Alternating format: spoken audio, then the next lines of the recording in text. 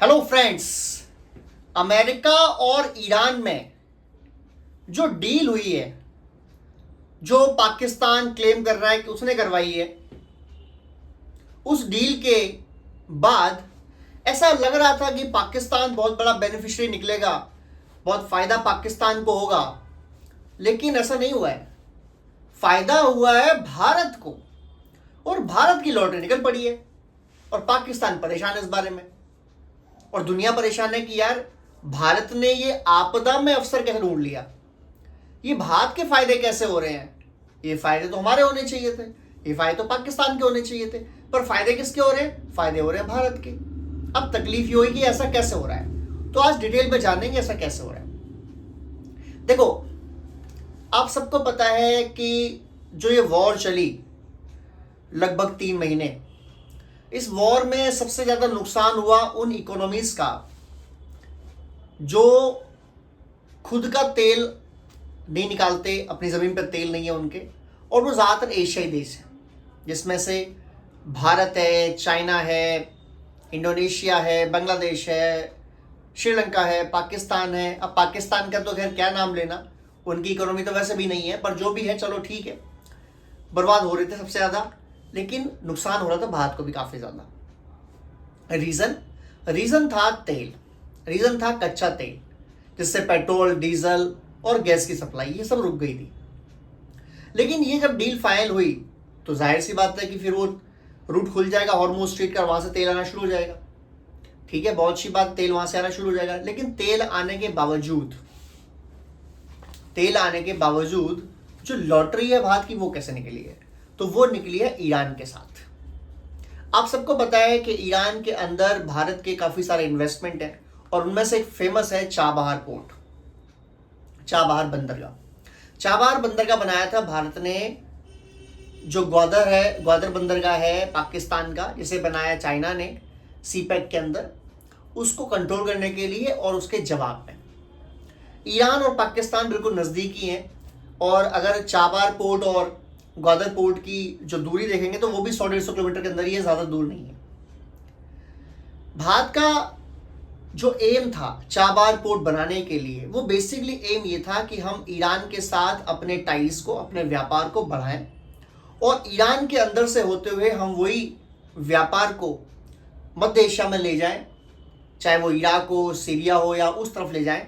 और साथ साथ अगर हमें ज़रूरत पड़े, जो कि पड़ रही है, जो कि पाकिस्तान के साथ हमारे सारे जो रूट हैं बंद हैं, पाकिस्तान के अंदर से हमारे गाड़ियाँ निकल नहीं सकते।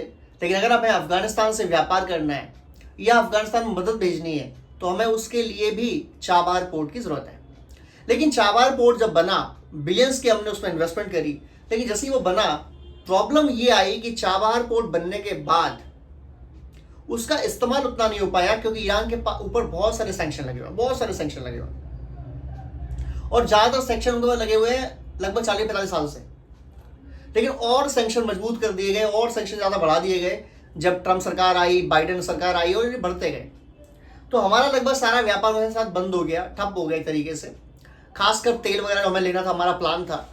और ईरान को भी जो तेल अपना बेच रहा था ईरान, बहुत ही सस्ते रेट पर, और बेचा चाइना को। 90% तेल ईरान ने बेचा अपना चाइना को। उसका रीज़न, चाइना सैंक्शन लगे होने के बावजूद यहाँ से तेल ले सकता था, और चाइना को अमेरिका से डर नहीं है, या चाइना इतना ज़्यादा पछताता नहीं है, परेशान नहीं होता। और चाइना को पता है कि अगर अमेरिका हम पर सैंक्शन लगाएगा, हम वापस अमेरिका पर सैंक्शन लगा देंगे, तो एक बराबर की लड़ाई हमारी हो जाएगी, हम देख लेंगे, कोई बात नहीं। भारत अभी उस लेवल पर नहीं है अनफॉर्चुनेटली कि हम अमेरिका से सीधा टक्कर लेना चाहें, और सीधा टक्कर ले भी लें, खासकर सैंक्शंस के मामले में, व्यापार के मामले में, बिजनेस के मामले में।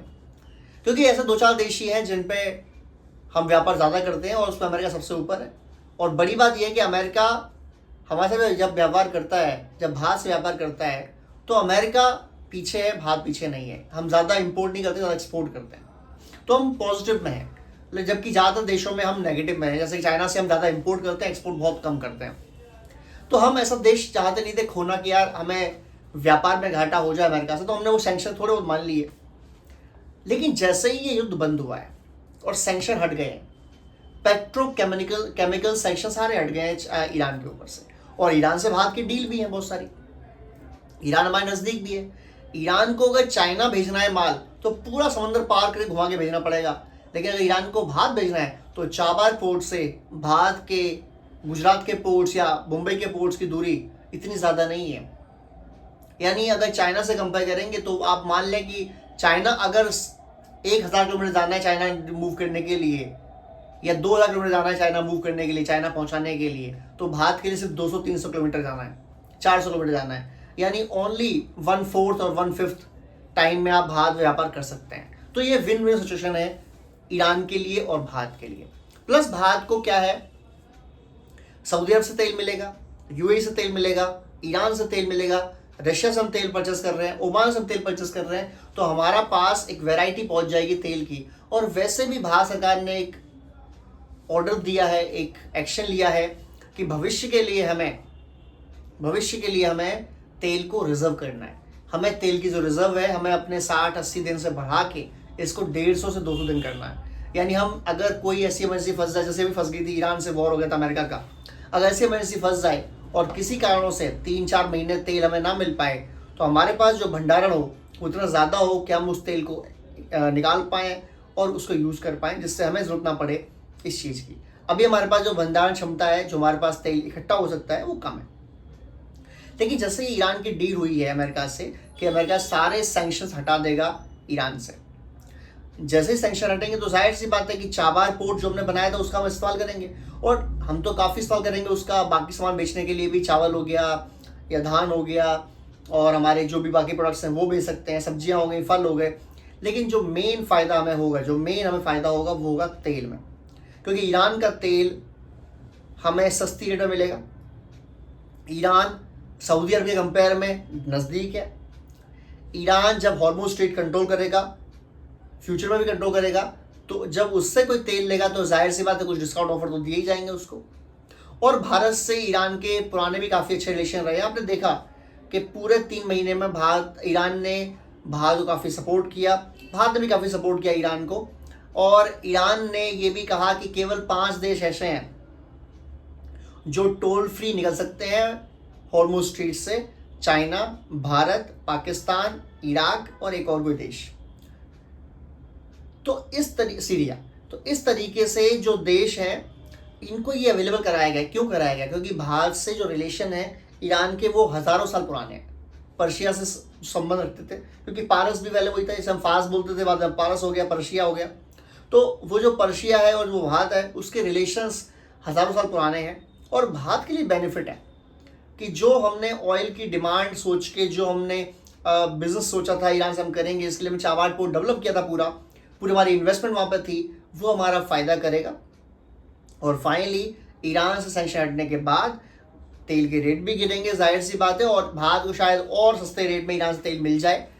और ईरान भी चाहेगा कि दुनिया में 2 सबसे बड़े इंपोर्टर्स हैं जो सबसे ज़्यादा इंपोर्ट करते हैं तेल को, एक चाइना है और एक भारत है। और ईरान के पास जो तेल है दुनिया के ऑयल रिजर्व के मामले में वो नंबर 2, नंबर 3 पर आता है। तो उसके पास तेल बहुत ज़्यादा है, उसके पास तेल जो है वो यूएई और सऊदी अरब से भी ज़्यादा है, लेकिन बेच नहीं पा रहा था वो ढंग से, क्योंकि उस पर सैंक्शन लगे हुए थे।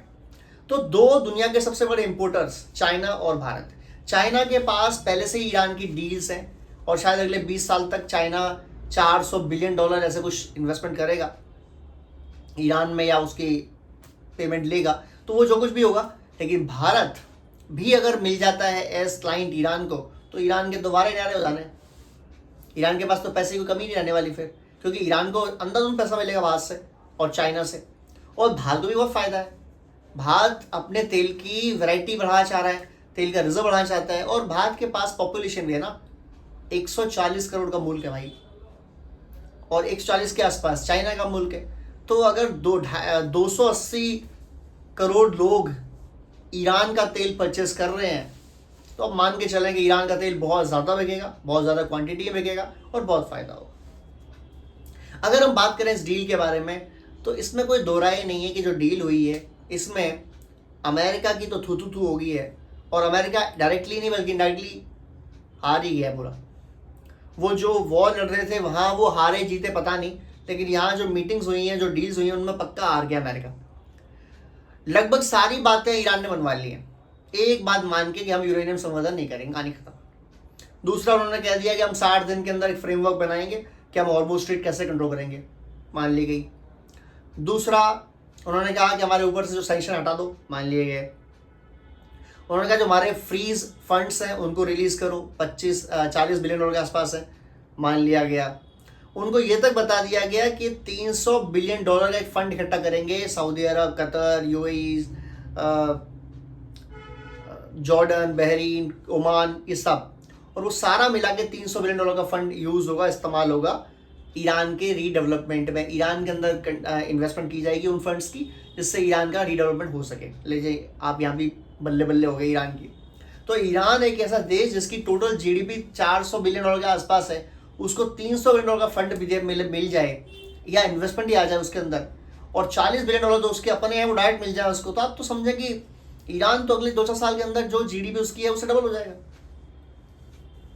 5 साल के अंदर अगर ईरान ने अपनी जीडीपी को डबल नहीं किया तो मुझे बहुत हैरत होगी कि सैंक्शंस भी नहीं है, आप खूब सारा पैसा कमा सकते हैं अपना तेल बेच के, आप खूब सारा पैसा कमा सकते हैं अपने संसाधन को बेच के और बिजनेस करके, चाबार पोर्ट का इस्तेमाल करके।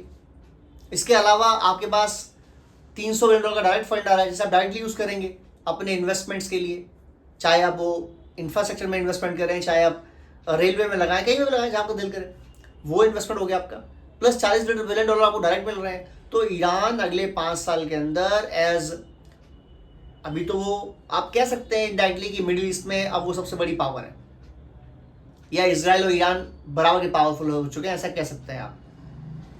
लेकिन भविष्य में अगले 5 साल जो उसके रफ्तार रहेगी इन्वेस्टमेंट की आने की, अगर वो सही से इस्तेमाल कर पाया तो ना सिर्फ मिलिट्री वाइज वो बहुत पावरफुल बन जाएगा, बल्कि वो इकोनॉमी वाइज भी बहुत पावरफुल बन जाएगा। और ईरान की एक हमेशा से कमजोरी रही थी, और कमजोरी थी फंड्स, पैसा, क्योंकि सैंक्शन लगे थे उनके ऊपर बहुत सारे, तो उनकी जो लिविंग स्टैंडर्ड थे काफ़ी डाउन थे। हालांकि उन्होंने हार नहीं मानी, वो लगे रहे, और हथियार वाइज उन्होंने काफ़ी तरक्की कर ली, खासकर मिसाइल एंड ड्रोन्स में।